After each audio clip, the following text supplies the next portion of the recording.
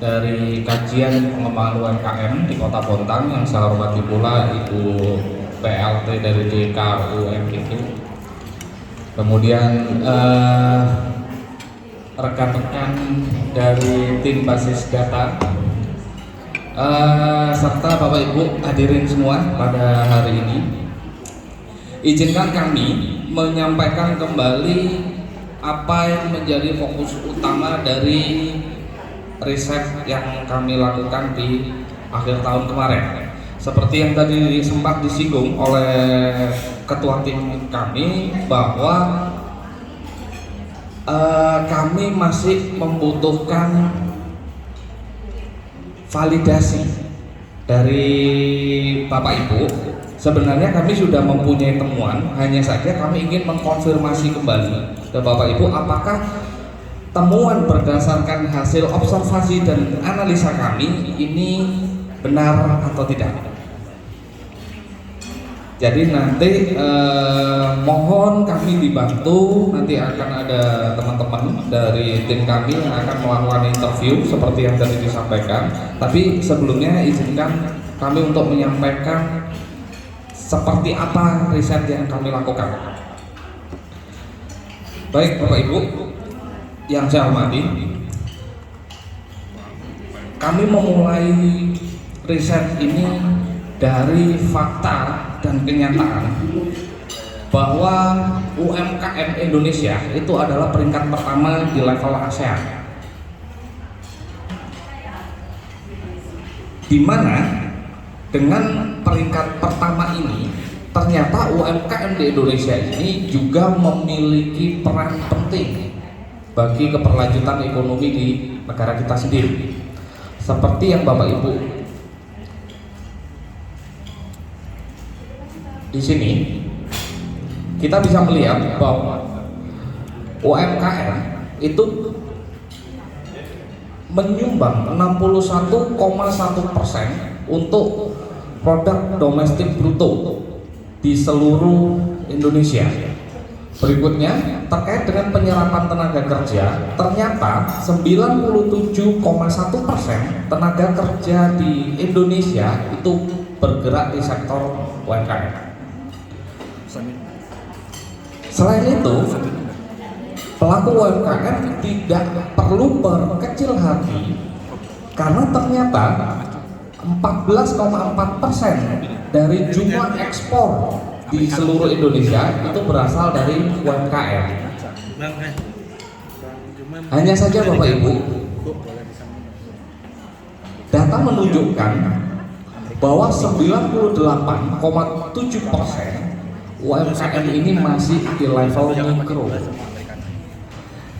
Jika merujuk pada data yang tadi sempat disinggung dari teman-teman basis data, kita bisa menyimpulkan bahwa UMKM di Kota Bontang hanya 10% yang mungkin bisa naik ke level usaha kecil dengan pendapatan 50 juta kalau tidak salah tadi.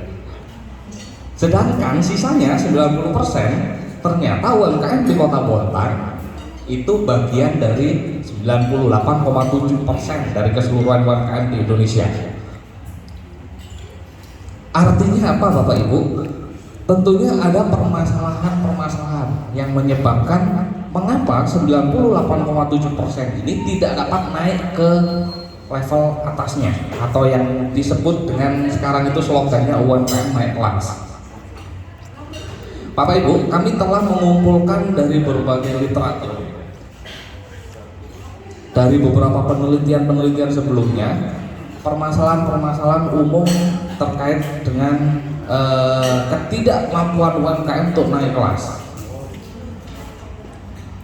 Hasil penelitian terdahulu menunjukkan mayoritas UMKM tidak naik kelas disebabkan karena mereka kekurangan biaya produksi.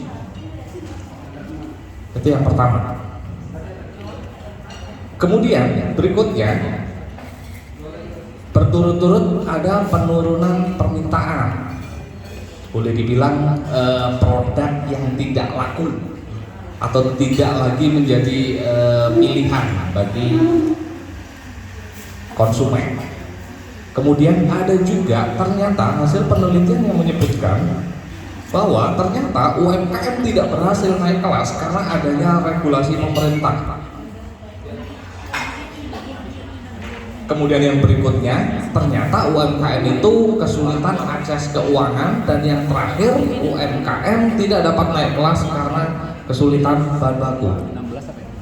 Ini adalah hasil penelitian terdahulu yang dilakukan di beberapa tempat di seluruh Indonesia.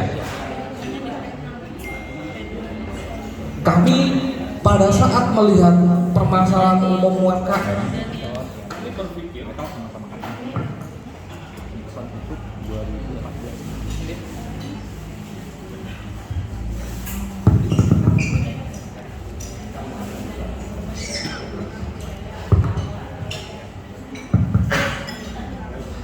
kami berpikir mohon maaf, saya lanjutkan. Kami berpikir apakah UMKM di Kota Bontang itu juga mengalami permasalahan yang serupa. Akhirnya setelah kami melakukan 2 kali FGD kemarin, kemudian kami juga sempat langsung mengunjungi ke beberapa tempat UMKM, termasuk mengunjungi UKM Center. Hasil FGD dan hasil analisa kami, mohon maaf, saya akan tampilkan dalam bentuk laporan, adalah seperti ini.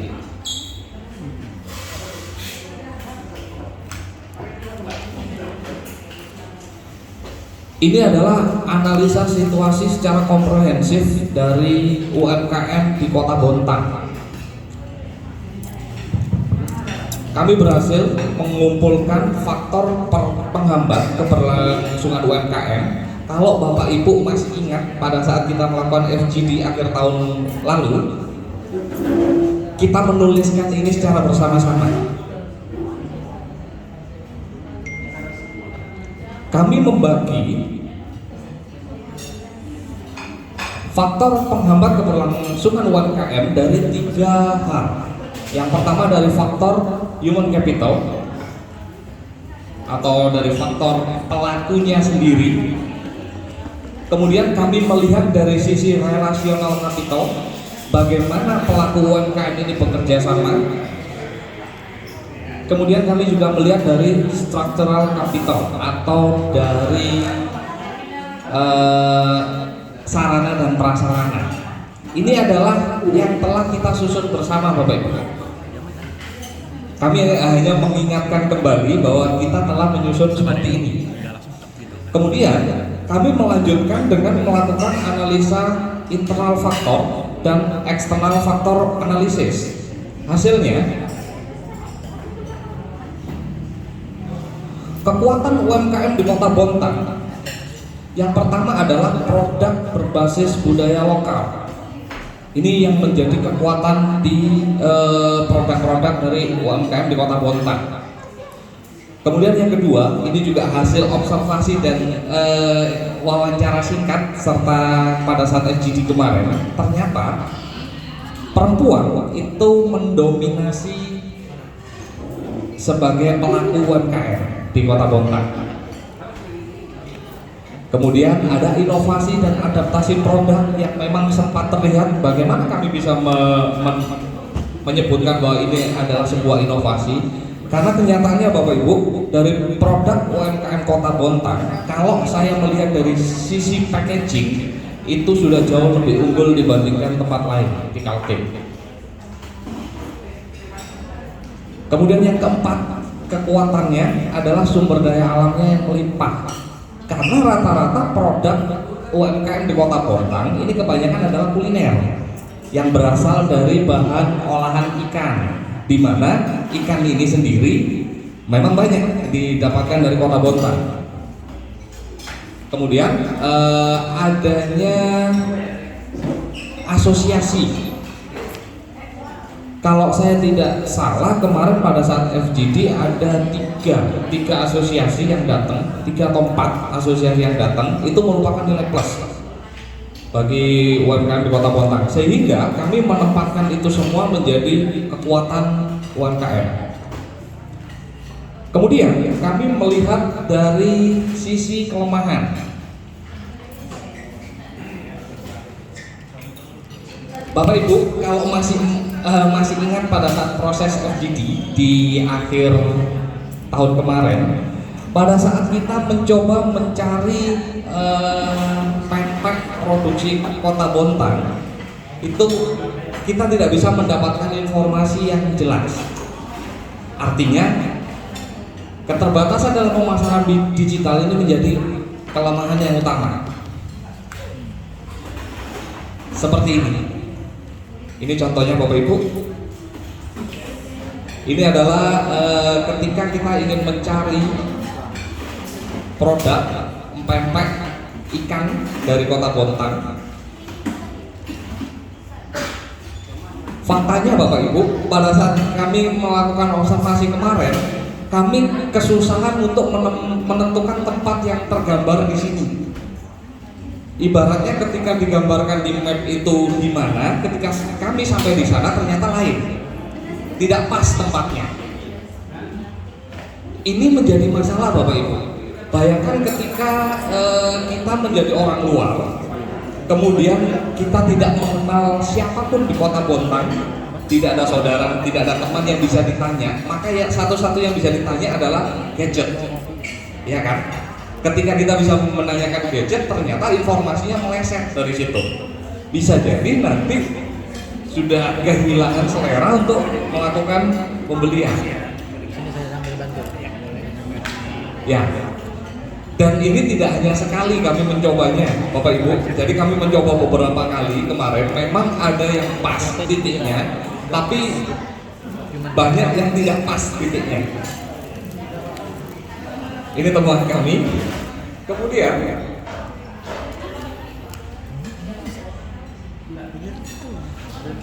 akses pemodalan terbatas. Ini adalah masalah utama yang memang dialami oleh semua UMKM di seluruh Indonesia.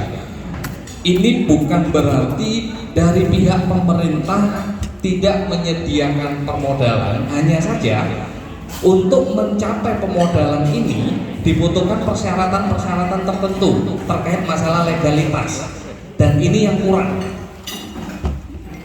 kurang untuk dimiliki oleh pelaku UMKM. Masalah legalitas seperti NIB, PIRT dan seterusnya. Padahal ketika itu semua bisa dipenuhi, pemodalan ini akan mudah mencapainya. Kemudian yang berikutnya, ini juga kami masukkan kebijakan dan dukungan pemerintah yang belum optimal. Dalam hal ini kami tidak menganggap bahwa pemerintah Kota Bontang itu tidak memberikan dukungan. Hasil FGD menyebutkan, kalau kami bisa menyimpulkan, dukungan pemerintah ini sifatnya parsial, artinya belum terintegrasi. Jadi dari pihak dinas misalkan memberikan bantuan untuk daerah ini tertentu, tapi yang ini belum, misalkan hal-hal semacam itu. Padahal ini semua seharusnya bisa dilakukan secara terintegrasi. Malah terkadang kami belum ini, makanya ini ya Bapak Ibu ya, kembali kami sampaikan, ini adalah hasil analisa kami. Nanti kami mohon untuk validasi hasil temuan kami ini. Apakah temuan kami ini benar berdasarkan hasil observasi kami, atau mungkin ada yang kurang dari apa yang kami hasilkan. Kemudian yang berikutnya, nomor 9, ini adalah infrastruktur dan fasilitas yang kurang memadai. Kami menganggap infrastruktur di sini ini termasuk dengan jalan. Bapak Ibu, kita harus mengakui bahwa Bontang ini bukanlah kota yang menjadi destinasi utama atau tujuan utama. Bontang belum memiliki daya tarik yang membuat orang itu memang benar-benar ingin datang ke Kota Bontang. Kalaupun ingin mungkin datang ke Kota Bontang, kita harus mengakui bahwa mungkin itu hanya karena rasa penasaran.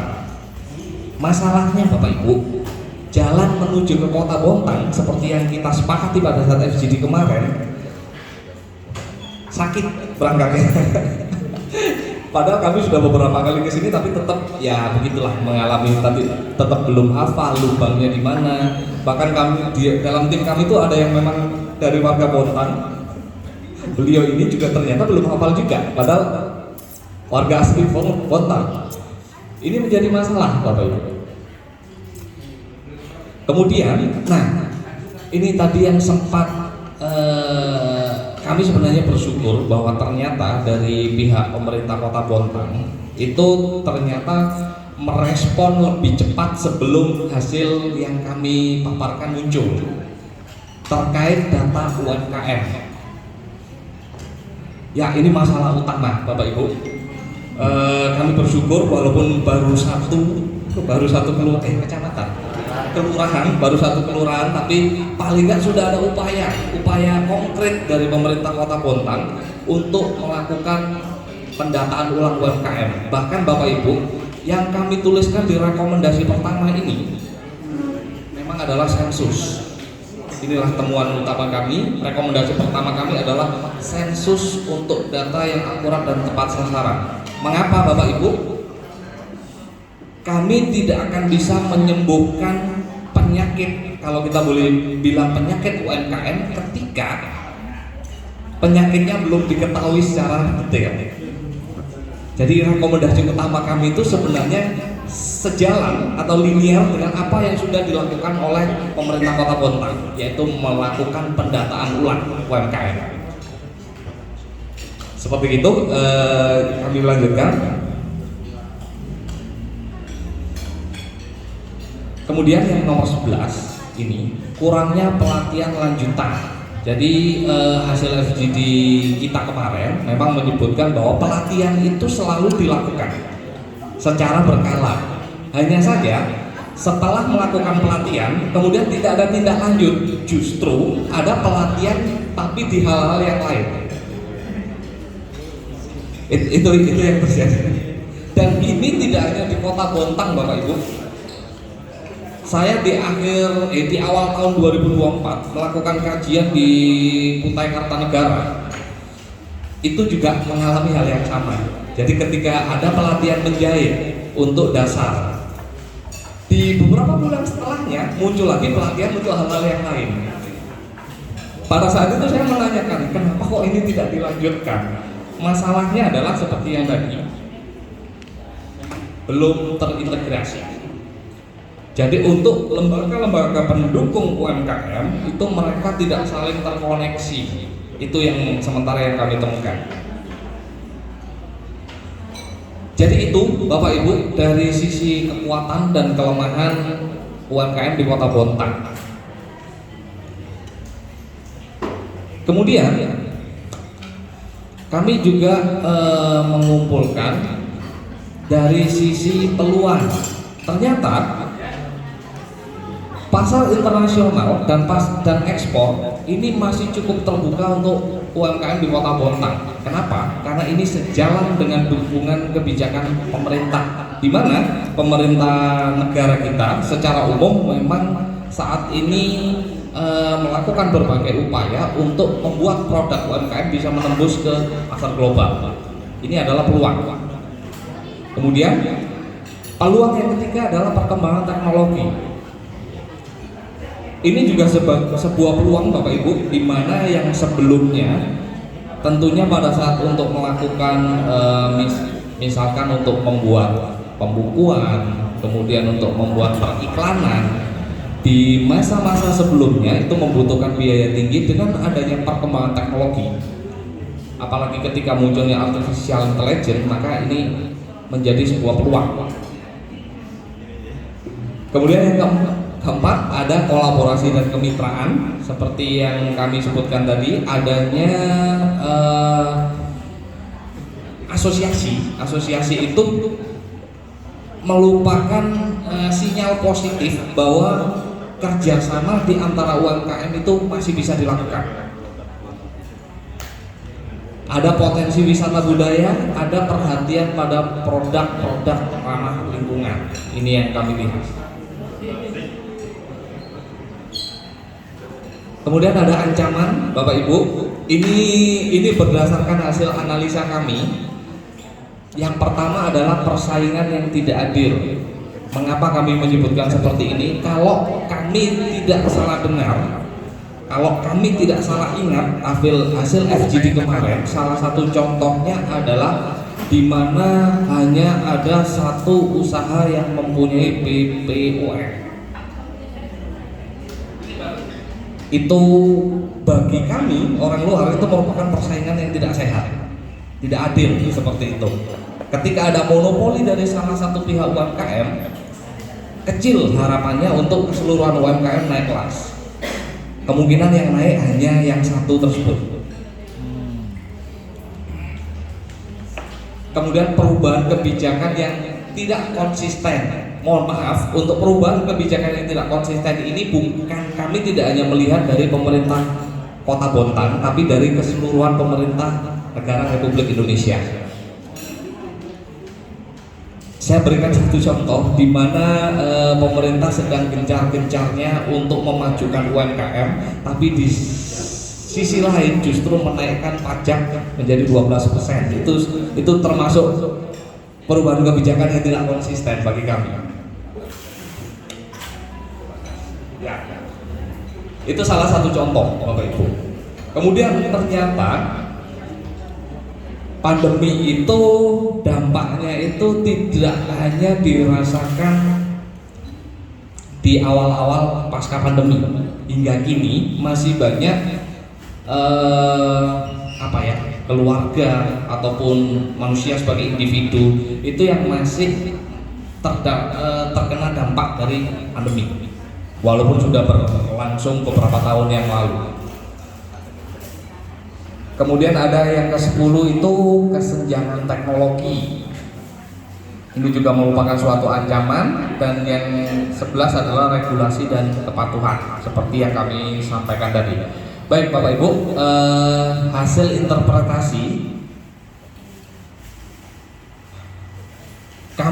setelah kami hitung dari nilai internal faktor dan eksternal faktor, kami memutuskan bahwa strategi yang direkomendasikan adalah strategi growth atau pertumbuhan dengan memanfaatkan peluang eksternal dan meningkatkan kekuatan internal.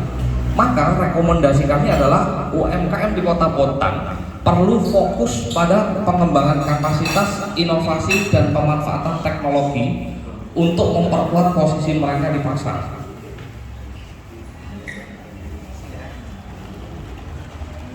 Ini hasil perhitungan kami sementara saat ini. Artinya pada saat nanti tim-tim kami melakukan interview ke Bapak Ibu, bisa jadi semua yang kami hitung ini akan berubah. Semua yang kami list ini bisa jadi akan berubah. Kalaupun tidak berubah poinnya, mungkin akan berubah angkanya, sehingga strategi yang direkomendasikan juga akan berubah. Untuk sementara dengan data yang kami dapatkan hingga saat ini, sejauh yang kami dapatkan, maka rekomendasi kami yang pertama yang tadi sempat kami sebutkan adalah melakukan sensus. Ini rekomendasi yang pertama. Untuk rekomendasi yang kedua, melakukan pengembangan kurikulum pelatihan yang tepat sasaran, di mana hal ini baru bisa dilakukan ketika hasil sensus sudah selesai. Untuk itu kami mohon bantuan dari tim basis data. Ketika nanti hasil sensus sudah muncul, barulah kita bisa mengembangkan kurikulum pelatihan, sehingga tidak lagi muncul pelatihan yang bersamaan, kemudian pelatihan yang berbeda-beda seperti itu. Tentunya kita membutuhkan kita perlu mengetahui dengan detail berapa jumlah UMKM, bergerak di sektor apa, dan berada di mana. Berikutnya, rekomendasi kami yang kedua, peningkatan kapasitas pemasaran digital UMKM secara spesifik. Jadi artinya tidak hanya pelatihan